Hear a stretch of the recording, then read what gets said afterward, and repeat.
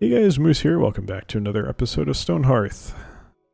It is Thursday, so just a reminder, today I have another stream going live at 6 p.m. PST unless something has gone horribly wrong since I recorded this, so feel free to join us. I will likely be playing Birthdays the Beginning again, however that's not 100% decided.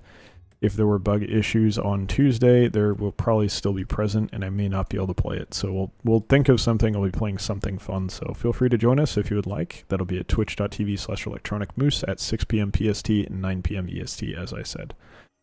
Anyway, in the last episode, I talked about family, earning, finances, that kind of thing. So I ended it kind of talking about careers and how I feel like they're on the way out. So I kind of want to talk a little bit more about that and clarify what I meant, because that is a significant thing to say. And I know for a lot of people, maybe around my age or even a little bit older, you've probably heard a lot of talk about, oh, well, you need a career, you need to work on your career. That doesn't exist that much anymore, because I think a lot of the tools that exist for doing a particular job have been unified into computers.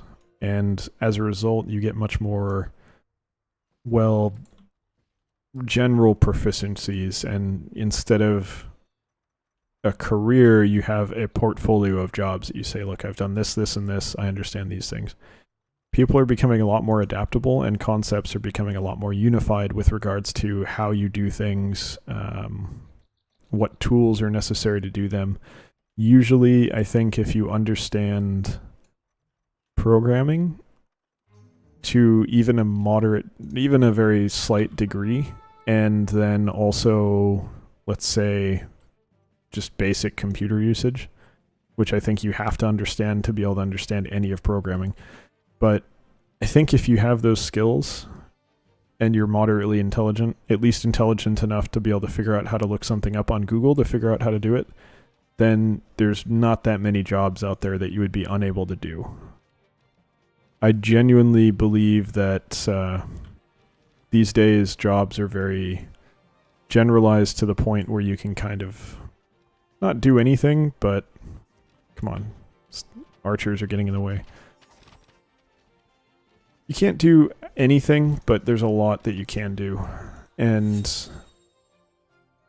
I've read an article about it, so I don't think it's under the radar by any stretch, but I think it's something that a lot of people don't really consider these days.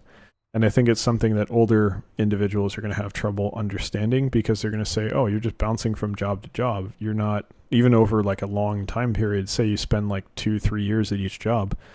They say, what? There's no unifying theme here. You're just doing whatever you can. Like, you're clearly not actually good at anything, even though that's not at all how it works. So that's sort of what I'm finding for myself. Like, I'm in manufacturing right now. I don't see myself doing manufacturing forever. In fact, definitely my job is going to, in my opinion, in the current circumstances, it won't be. And I think automation is going to take a lot longer than you might expect to be a thing. And in my job, I don't think it would be a thing, because it's kind of a developmental product. It's not something that's well understood. There's a lot of developmental work that has to be done with it still. But automation is definitely going to be a factor in manufacturing, to a degree that you're probably just not going to see anywhere near as many jobs in that industry ever again. Like, I think we've probably passed the peak by a large margin, and now we're going to be seeing significant decline over the years. But barring the really specialized jobs that exist these days, which basically boils down to engineering of varying types, if you understand basic math, you understand probably make tagine again. Yeah, we can. 50-50. As long as you understand basic math and computer usage, which math is basically the same as programming, if you allow yourself to not be intimidated by programming, it's kind of the same as math. It's just sort of a more conceptual math, which is honestly something that's easier for most people, I think. It's just they're intimidated by programming because of the mystique that surrounds it, but it's not actually that hard. It's really just You don't even need to understand a programming language, because that you could figure that out in a couple days on Google. And believe me, if you go into a job and you need to learn something new and you're improving yourself at that job, it's valuable to you, but it's also valuable to the company that hired you. So it's a plus. Now, some parts of the job, obviously, they want you to be able to do it when you jump in. So, you can't do that completely and just learn everything on the job, but there's a lot that you can do. Pretty much everything I know about VBA and Excel I learned on the job at my current job, and I am now probably, I would bet you, this isn't as impressive as it sounds, because Excel is not the right tool for most of the things that I use it for, but it is the most widely used tool for what I use it for. And the reality of business right now is it's not about the latest and greatest. It's about It's about which of these tools is the most prevalent and, as a result, the most usable. Guys, stop fucking attacking. Go home. I rang the alarm. You fucking morons. Holy shit. It's like half of our villagers here. They're not even close. Alright, well, the military's coming back, so they should be here in time to stop the invasion. But, yeah. Excel is still popular because it has been replaced by 20 different things, and there's many things that are better than it, but it's the most well understood of those tools. So you're going to see people who's like, well, I don't know how to use SQL, but I know how to use Excel. And there's problems that you could solve in SQL that are going to be solved in Excel because that's what people know. And that's kind of where I exist. I could totally do SQL. I've picked up some of it and learned about it, mainly queries. I've tried to make my own database before and stuff like that. So I get it. Like, it's not foreign to me at all. But it's not where I operate because that's not where other people operate.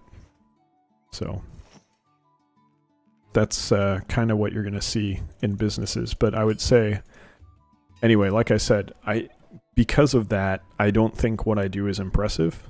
But in the entire company that I work in, which is probably well over 1,000 people, I'm probably, as far as I know, and I know a lot of those people because I've been there like almost 6 or 7 years now, I am, I believe, easily the best or like top 5 with Excel, hands down.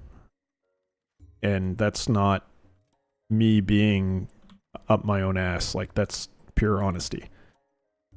Generally, when I meet someone new at the company, or when I interact with someone who I don't interact with much, like I go work at another building for a couple days at one of our other offices, they're like, oh, yeah, you're that guy who knows Excel really. Hey, could you help me solve this problem?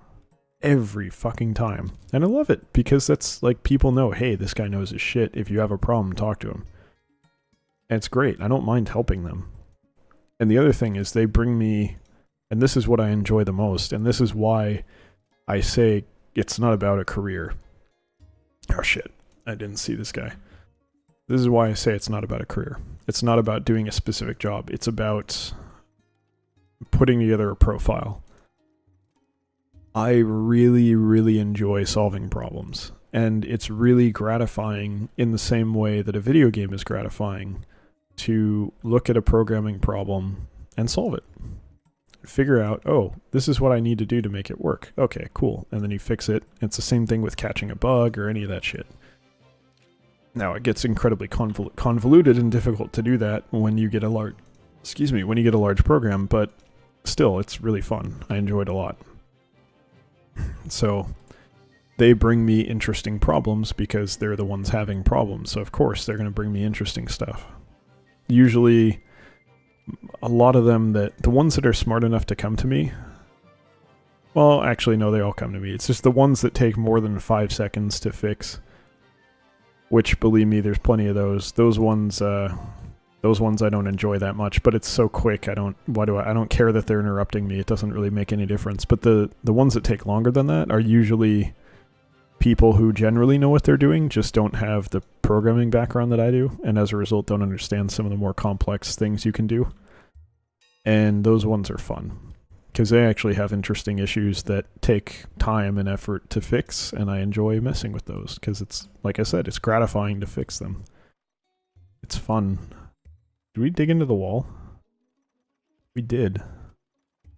That's funny. I didn't know they would automatically do that. That's kind of cool. Let's keep popping our potions here. But yeah, so if you have those kinds of skills, and that's kind of why I feel okay, even though I was talking in the previous episode about how making less money is an existential threat to my life, I'm not scared. Because the bottom line is, I have these skills, I can solve problems, I understand computers enough that there's always going to be somewhere for me to go. Maybe 50 years from now, when I'm 80 years old and automation is taken over, like, yeah, maybe not then. But for the next few decades at least, I should be pretty okay. I don't really see any issues that I'm going to have finding work. And obviously the job market as a whole may have issues and that'll prevent me from finding work easily. Sure, fine. But that's going to impact everyone. Well, almost everyone. And that's part of life, I'm not going to sweat that. But for other stuff, because of the knowledge of statistics, mathematics, programming, computer usage, all this stuff, which, by the way, if you're in school and you're listening to this, pay attention because this shit matters. And this will keep you employed when other people lose their job. And you have no idea how important that is right now. But trust me, you want to know this shit. You will feel so much better about yourself as a person if you know this shit and people are coming to you saying, oh man, you're so smart, how do you do this? And believe me, everyone else is an idiot. So if you pay attention, you work hard on this stuff and you learn, you are going to be head and shoulders above the competition. Because the average person is a fucking idiot. Just like, I don't think people realize before, I certainly didn't realize before I joined the workforce how stupid the average person was. And many of my coworkers fall into that category. And many of my coworkers are smarter than the average person, but are still somehow idiots. And being able to kind of take a step back and clearly understand a situation, or like I said, just basic math and statistics and that kind of thing, it's huge. It's absolutely huge. And the other thing is, because I understand, like, what's a p-value? Well, a p-value is a measurement of the probability that a statistical projection of whatever it is going to be accurate. And that's probably about 75 to 80% correct. I probably missed some aspects of it, but the p-value basically dictates the accuracy of an analysis, I think. That's, it might not be the analysis. It's the accuracy of a line or function or something. Anyway, it has to do with accuracy. And just knowing that, I can sit in a meeting with the engineers and ask questions that show, oh, hey, this guy is not an engineer, but he actually understands this shit. He understands basic statistics, which is basically what half their job is. I get respect because of that. They listen and they say, oh, you actually are listening to me. You understand what I'm talking about on a level that requires you to actually have been paying attention in school. Oh, okay, you're not stupid. I can actually trust you and listen to you when you tell me something. And that gives me a lot of respect with those people and makes it much easier to work with them. So, like I said, if you're in school, you're going through those classes feeling like, hey, this is boring and stupid. I'm never going to use this. Bullshit. You can use anything. It's just about understanding how to apply it. Almost any skill can be useful anywhere. And it's not about individual skills. It's more about you can take something from any profession. And if you apply it right, you can actually make it help you elsewhere. And either get you respect or make it easier to work with people, or just make it easier to understand the job and get the work done. Because obviously that matters too. Getting work done is important. Why have you guys stalled out here? What are you doing? We're not out of stone, are we? Maybe we are. Let's take a look. Let's get that rolling then. We're having issues with stone availability. That should be enough for now. We'll see if they start working right after that, then we know that's why. You're hungry. Oh, you're hungry because you can't reach.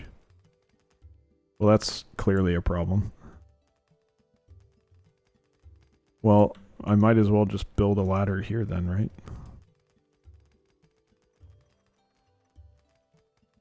That'll work. I should have built it right here. But that's fine. Maybe that's why they weren't working, because they need to get the scaffolding going and they're out of wood. Let's designate some wood for harvesting. But yeah, and the other nice thing about those skills is, like I said, because tools have been kind of unified into computers and pretty much everything runs off of the same shit for the most part, which is why you have companies like Oracle that have stupid amounts of money. Really, you can't get down? Or you just don't want to get down? Because it looks to... yeah, you can get down. Stupid person. So, if you have those skills, generally you can kind of take them anywhere. They travel pretty well. And... believe me, it really does set you apart from everyone else. Because, like I said, everyone else, you know, look in your classes. Here's a good way. Look in your classes. What percentage of your classmates are, like, not idiots? Because for me, it was like maybe on a good day, half of us were not stupid. Or, sorry, half of us were paying attention. And then, like... maybe of those, 10% of them were just not smart enough to really do well with it. And that's nothing against them. You know, sometimes not being on top of things that require intelligence are not a question of effort. Sometimes it's just a question of innate skill. And those who have less of that are not worse people. They have to try harder to do the same work, but, you know, that's... it's shitty, but I mean, that's life. At the end of the day, you're not going to hire a guy with one arm to do, you know, manual construction labor. And it's probably not that guy's fault. He lost his arm, but what are you supposed to do? It's capitalism. We as a society have decided that we don't give a shit about that. Basically, other than, you know, disability and workers' comp, which I don't know much about, but I have to imagine are probably somewhat inadequate. Or at least less than would be ideal. So, my point is that some of the people who don't do good work are that way for reasons that are outside of their control. But the ones that I see, many of them are smart enough to be able to do stuff. They just are too lazy, don't give a shit, don't put the effort in. That's more the issue that I see more than anything else. So... hopefully over time we get less of those people, but I bet you almost anything that'll never change. That's a human nature issue. People have trouble motivating themselves, you know? Tough. It's unfortunate, but it's tough. That didn't make any sense. You probably get what I mean. Kind of problem with stream of consciousness stuff is like, sometimes the stream of consciousness is gibberish. It's just, it doesn't make sense. I say things that don't make sense. I usually correct myself and figure it out, but on that one I don't even know what I meant. I love how the archer just peeked outside the door and is like, haha, fuck you, die. Because they can't break doors, so... I was clicking the wrong thing. There we go. Kill the healer, please. See, he's almost dead. There we go. Kill the other healer. And we're good. Now we're fine. Alright, lovely. Where is our workforce? Are they below ground? They should not be below ground because we're done mining. So what are they doing? They're not eating. They're not in the farming area. Seriously, we have way more people than this seems to be showing. Alright, I don't know. I don't know where the hell they are. They're somewhere, let's settle for that. Hopefully they're doing something productive. It looks like they are now, but they're starting to get the work done on the wall. That's good. Take like 2 weeks to get this damn thing built. It's not a particularly exciting building either, but it'll help protect us a bit. I might move the campfire to be over here, just so the military hangs out there, but sometimes the enemies attack up here too, so I don't know, we'll see. At any rate, that is going to do it for today's episode. So, Thank you very much for watching. I hope you've enjoyed it, and I hope you'll join us for the next one as well as any streams we have, which currently we plan on having Tuesday, Thursday, and Sunday, 6 p.m. to 8 p.m. PST, 9 p.m. to 11 p.m. EST. So it's going to be at twitch.tv/electronicmoose. Feel free to join us there if you would like. Otherwise, keep enjoying the content on YouTube. Thank you for watching, and as I said, I will see you next time. Take care.